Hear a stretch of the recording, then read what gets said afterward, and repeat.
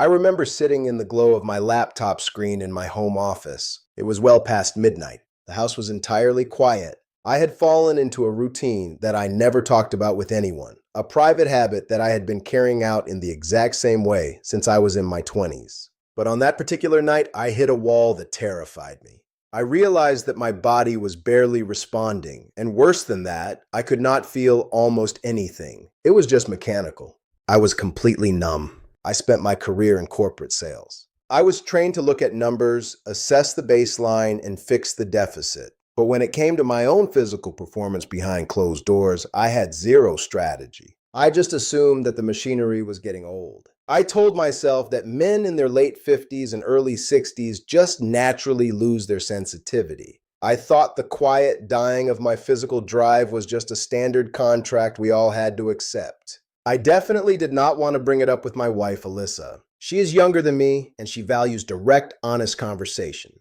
But how do you look at your partner and explain that the reason you feel so distant in the bedroom is because your own private habits have completely short-circuited your system? I did not know how to say it, so I kept quiet.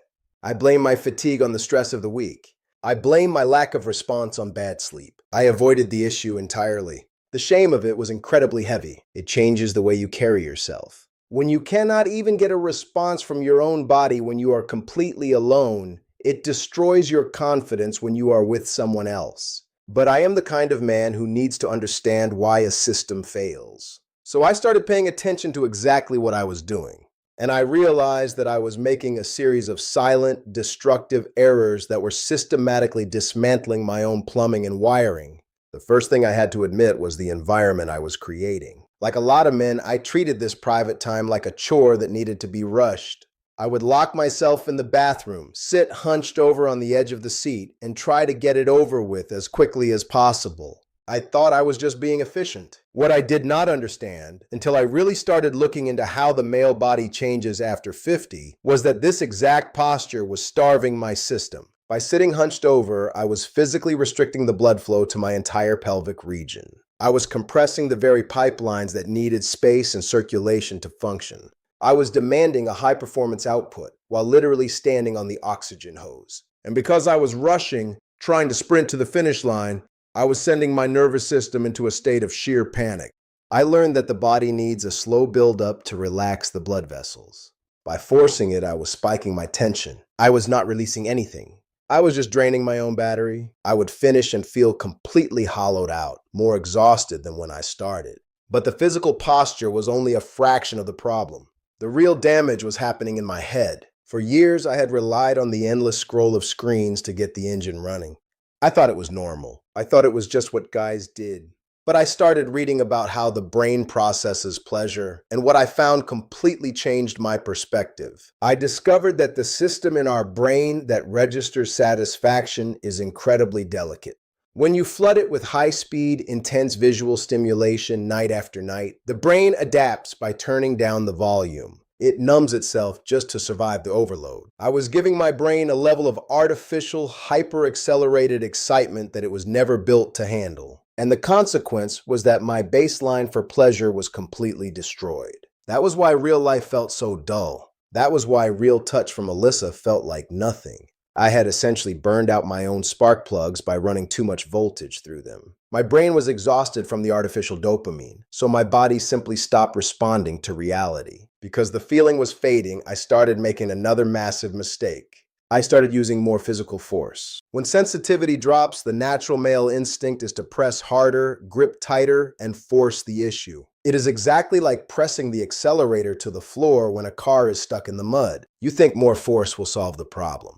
What I did not know was that the physical wiring in that part of the body is highly fragile. Over the years, that excess pressure and friction was actually creating micro damage. I was slowly destroying the nerve endings. I was literally erasing my own ability to feel anything because I was too stubborn to slow down and be gentle with a system that was aging. I was treating a finely tuned mechanism like a piece of heavy machinery. I also realized I had completely neglected the structural foundation of my own body. I was talking to a guy I know from the golf course, an older guy who had gone through some prostate issues, and he casually mentioned the pelvic floor. I had never even thought about those muscles. I spent years in the gym working on my chest and my shoulders, but the muscles that actually control the blood flow, the strength, and the endurance of the reproductive system were completely atrophied.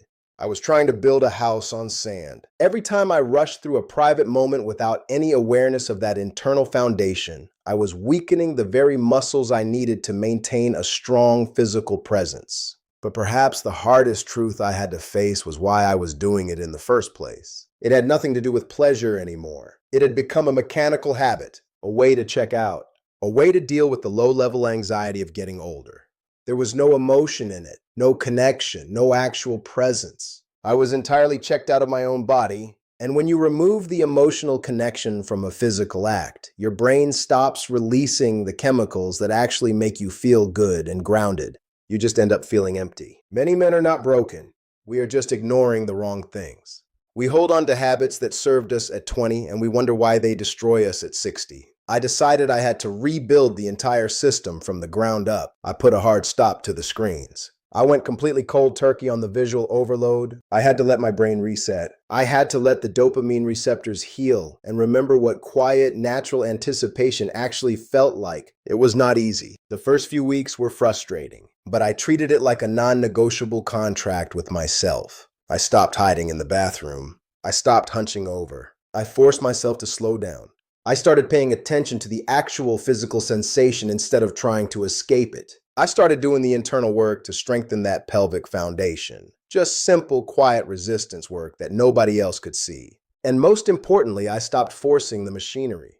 I learned that after a certain age, your body responds to patience, not punishment. It took time. It did not happen overnight. But slowly, the numbness began to lift. The sensitivity that I thought was gone forever started to return. The blood flow improved because the pipelines were no longer restricted and forced. The engine started to turn over again, not because I found a magic pill, but because I stopped treating my body like an enemy. When the feeling came back, the confidence came back with it. It changes the way you walk back into your bedroom. It changes the way you look at your wife. Alyssa noticed the shift. I did not have to say a word.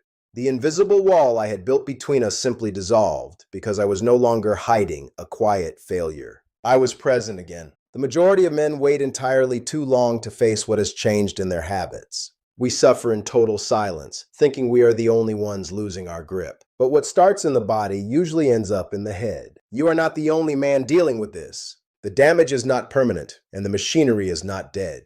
It is just asking for a different kind of maintenance. It took me decades to realize that doing things the old way was exactly what was tearing me down. I had to learn how to operate the system I have now, not the one I had 30 years ago. I am not saying I never struggle or that every day is perfect, but the numbness is gone, the connection is real, and the foundation is solid again. We are just getting started.